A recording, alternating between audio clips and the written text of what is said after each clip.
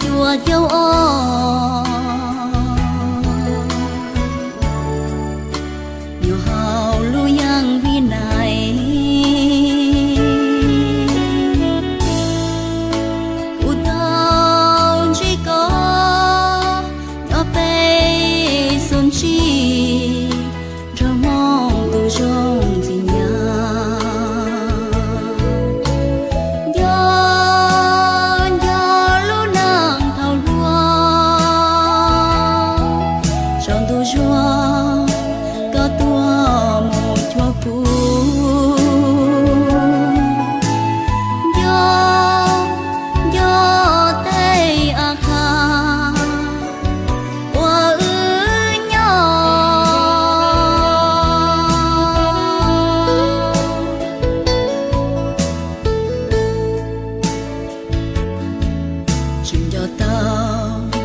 chừng gió tu nàng khăn lúa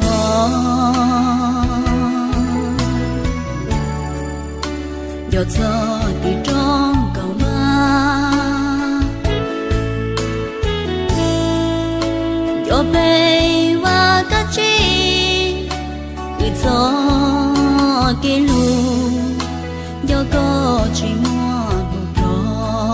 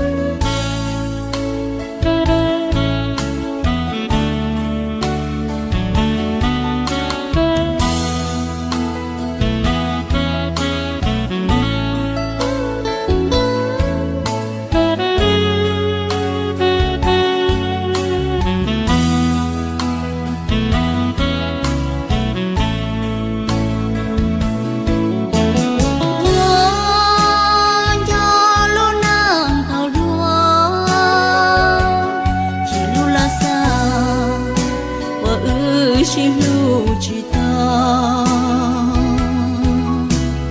gió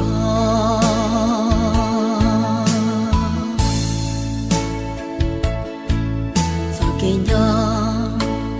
gió chỉ muốn nụ vì gió muốn gió nụ cứ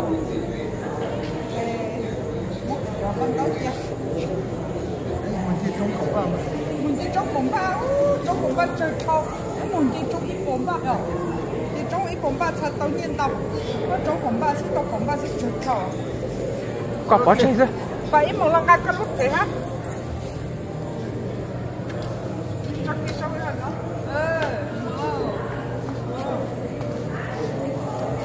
cái màu đỏ trong ít bóng ba đấy mấy số nhà có lúc thế á